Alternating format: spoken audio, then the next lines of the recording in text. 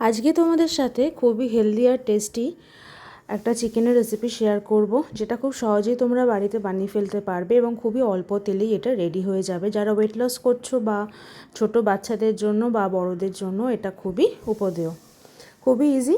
তো চলো দেখে নেওয়া যাক রেসিপিটা। চিকেন লাগবে আমার 1 কেজি মতো, একটু বড় সাইজেরই কেটে নিয়েছি। দেখতে পাচ্ছ ভালোভাবে ধুয়ে তাকে জল ঝরিয়ে নিয়েছি।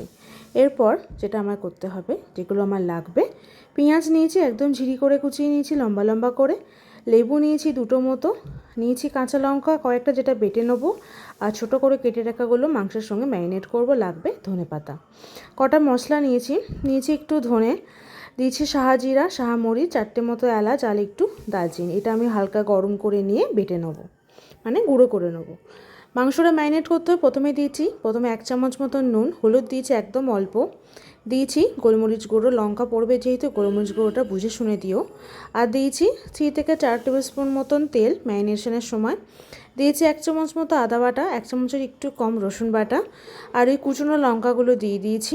আর এর মধ্যে দিয়ে দেবো ওই পেঁয়াজগুলো, যেগুলো ভালোভাবে একদম ঝিরিঝিরি করে আমি কুচিয়ে রেখে দিয়েছিলাম। আর এর মধ্যে দিয়ে দেবো 2খানা পাতিলেবুর রস। তোমরা চাইলে একটা লেবু দিতে পারো, লেবুর রসটা স্কিপও করতে পারো, তবে লেবু দিলে মাংস খুবই সফট হয়, খুব নরম হয়। এই ম্যারিনেশনটা কিন্তু খুবই জরুরি, খুব ভালোভাবে মেখে একে আধ ঘন্টা থেকে 1 ঘন্টা মতো কিন্তু রেখে দিতে হবে, তবে কিন্তু মাংসের মধ্যে সমস্ত ফ্লেভার ঢুকবে, কারণ মাংসটা এখানে খুব বেশি কষানোর কোনো নেই। তো চলো এটা ম্যারিনেট যতক্ষণ হোক ততক্ষণ আমরা মশলাটা প্রিপেয়ার করে নিই।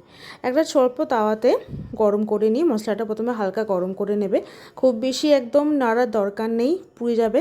নিয়ে এটা আমি হালকা গন্ধ ছাড়তেই এটা আমি নামিয়ে নিলাম। ঠান্ডা হয়ে গেলে কি এটা আমি ব্লেন্ডিং জারের মধ্যে নিয়ে জাস্ট অল্প ঘুরিয়ে নেবো, খুব বেশি মিহি করে গড়বার দরকার নেই, হালকা দানা দানা থাকলে সেটা খেতে ভালো লাগবে। ওই একই জারে কয়েকটা কাঁচা লঙ্কাও বেটে নেবো। কাঁচা লঙ্কা আমার বাটা হয়ে গেছে। এরপর আসি মাংসটা। একটা বড় জায়গা নিতে হবে, তার যেটা তলাটা বা বেসটা একটু মোটা হবে সেরকম দেখিয়ে নেবে। তার মধ্যে দিয়ে দেবে 2 টেবিল স্পুন মতন রিফাইন্ড অয়েল, দেখলেই তোমরা তেলটা খুবই অল্প দিয়েছি। আর এরপর এর মধ্যে দিয়ে দেবো মাংসটা। এখানে কিন্তু হিটটা একদম জোর রাখবে, কম করবে না, তাহলে কিন্তু মাংস নিজের জলটা ছেড়ে দিয়ে ছিবড়ে হয়ে যাবে।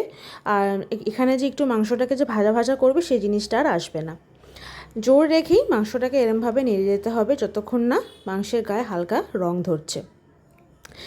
ভালোভাবে নাড়াচাড়া হয়ে গেলে যখন দেখছো জলটা অনেকটাই শুকিয়ে যাচ্ছে, হালকা করে উল্টে পাল্টে নেড়ে ছেড়ে এর মধ্যে দিয়ে দিতে হবে অল্প পরিমাণে জল।